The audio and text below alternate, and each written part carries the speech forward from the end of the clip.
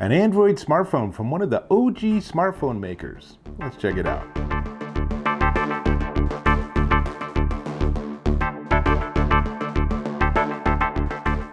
Dave Taylor here, and I'm checking out this. This is the Motorola Edge 2022 model Android smartphone. And this is a pretty sweet budget Android smartphone. And Motorola has been making smartphones since they weren't even smart. In fact, Motorola has been making mobile phones, that's probably the better way to phrase it, for a really long time. And they got really successful. I remember having a flip phone all those years ago. I mean, it didn't do much, but it made phone calls. And then Motorola sort of like went off the horizon, off the radar screen, as other companies like Google and Samsung and Apple really just took over and were like really super popular. But Motorola's still chugging along. And this is a very nice smartphone. They've made a lot of really interesting decisions with the design here. So let me run through some specs, and then I have a ton of photo and video demos, and then I'll tell you what I like and don't like about it, and then blow your mind by telling you the current promo price at AT&T. So first off, it features a 6.6-inch FHD OLED screen at 2400 by 1800, so that's pretty high res, and it's reasonably fast. It's not the fastest phone, but there's a reason for that when we get to the CPU. So the screen, 144 hertz, it's HDR10 plus, so it is a full 4K-ish resolution. It's not exactly 4K, but it gives you some really nice resolution and a ton of colors. It's a bright, vivid screen.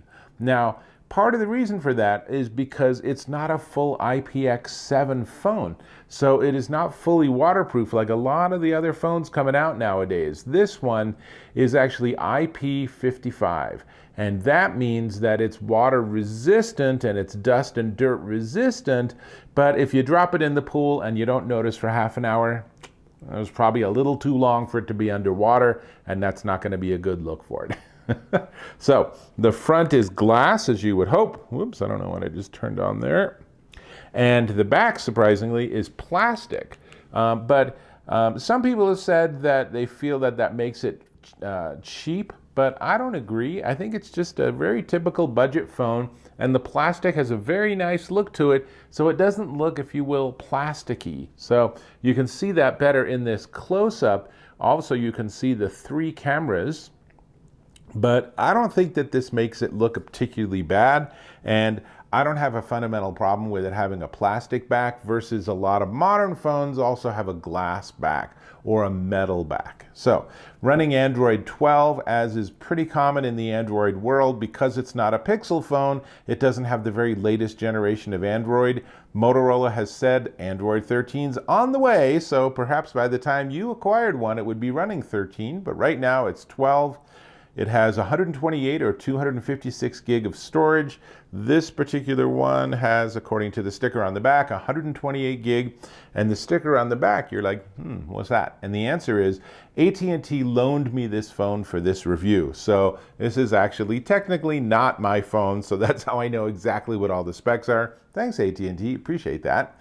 The CPU, they made a shocking change. Instead of using Qualcomm like everyone in the entire universe, Motorola has gone back to MediaTek, and they're running the MediaTek Dimensity 1050, which is an octa-core CPU alternating between 2.5 gigahertz and 2.0 gigahertz, depending on how much you're pushing it. I found it to be a smidge slow, but nothing that's really that big a deal. And given the price point, it's entirely acceptable. I mean, I don't feel it's fair to compare the performance of a sub $500 phone to one that's $1,000. I mean, yeah, the more expensive one's faster. That's not really a big surprise, but you need to spend $500 to get a faster phone. I would suggest most people, probably not. So, Bluetooth 5.2, it is only a single SIM. It's not a dual SIM, it's a single nano SIM. Under the display screen, if I turn it off, it has, and then wake it up, it has an under-screen fingerprint scanner, which of course doesn't work because that's not the correct finger. And you can see it has a nice off display. You can actually turn on an always on display if you want. And while we're looking at this, I will tell you that it also supports Qi wireless charging. So I have this OtterBox Qi charger, and if I put the phone on here, then it will actually start charging. You can see here, just barely, let's see, you see that. So it's now charging off the wireless charge pad, which is a great transition because it's a 5,000 milliamp hour battery. So it gives you about a day and a half of charge, which is pretty sweet. And if you plug it into a big enough charger, it can take 30 watts and it does what's called a turbocharge, which means you get a lot of charge in a really small amount of time. So if you just need a little boost, I actually was plugging it in and charging it off the charger for my MacBook Pro. And that's a lot more than 30 watts. And this thing was just like, cool, give me the juice, baby. And I got a lot of charge in a short amount of time. Like I said, it's IP55 water resistant. And let me give you a quick port tour on the edges. Starting with the top, there's nothing. On the right-hand side is volume up and down and power. On the bottom is the micro SIM slot and USB-C and a cutout for the speaker. It is a stereo speaker, one on each side, although only one of them gets that graceful cutout. And then on the left side, there's nothing. The front has a small hole punch, as you can see in this close-up, and that's pretty common nowadays for Android phones. That's where your selfie camera is hidden. And then on the back, you see there's those 3 big cameras and the Motorola logo and really not much else. So let's talk about those cameras. So the biggest of the cameras is a 50 megapixel f1.8 wide. And then there's a 13 megapixel f1.5 ultra wide with a 120 degree field of view. And then finally, interestingly, the third one is a 2 megapixel f2.4 depth camera. So the camera system, the software on board the phone is doing a lot of processing, and that depth helps it understand for things like macro or a forced short focus. And then the front camera is a 32 megapixel f2.5. So that's a pretty big front-facing camera. So all of that's well and good, but I know what you want. You want some demos. So let's look at some demos. First off, here are some photos. So wide angle, 1x, and 3x, and the detail's pretty solid. Then we can switch to macro, and I was very surprised. It did a really nice job with this macro shot. And night view. Night view was a little iffy, but this shot in particular came out really well. I found it worked well. Other people have said they didn't find night view that great. People's experiences vary.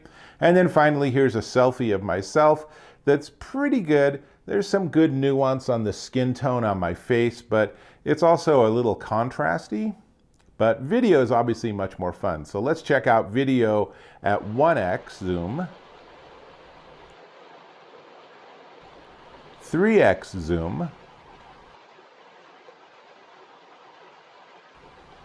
and 5x zoom. And here's a selfie video. I'm using the front-facing camera and it's doing a pretty good job, but if I move forward or backward, then you can see the auto exposure is definitely being challenged with the sky. And it's an interesting effect, but I'm not sure it's one that I necessarily want. This can be something that can be adjusted with lighting, of course. And I'd really like to share the slow-mo video that I recorded, but interestingly, it saved it in a weird format that I couldn't get to work in my photo editor or on my Mac. So I can't include it in this review, and that makes me wonder what exactly Motorola was doing with that processing, that the slow-mo basically would be frame, full green, frame, full blue, frame, full green, and it just flickers, and it's really not a good look, and it's not something that is going to work really well. However, on the phone, it looks fine. So I'm not exactly sure what's happening. That might be something if you really, really need slow motion video. I'm not sure who does, but if you really, really do, then you might want to experiment with that and make sure it'll work for your particular use case if that's an issue. Otherwise, I thought it did a pretty nice job, actually. There's a lot I like about this phone, and I really like the price point. Now, super quick, in the box, this is the AT&T packaging, obviously. In the box is remarkably little, really. It's the phone. It is a quick start guide. It is some legalese. It is a USB-C charging cable and a SIM removal tool, and that's it. That's everything in the box. So they definitely did not go overboard, filling this box with too much. But honestly, nowadays, that's probably all you really need. You really just are getting the phone itself. And you will need your own wall charger or something, but at least you have that cable to get you started. But that's pretty much everything. Now, dimensions-wise, it is 6.3 inches by 3 inches by 3/10 of an inch thick, and it's 6 ounces. It's a pretty light phone as phones go. I would say, particularly given the materials that they've used and such, I would put a case on this pretty quickly. And if you go to somewhere like eBay or Amazon, you can just search for Motorola Edge 2022 case and find tons of inexpensive options. So lots to like here. Now, I really was frustrated that it doesn't have a headphone jack, but I'm not sure it's a fair criticism because no modern phones include headphone jacks. And I really wish they did because I don't want to endlessly be trapped using Bluetooth. So, hey, Apple, Google, Samsung, put that darn 3.5 millimeter jack back on your phone.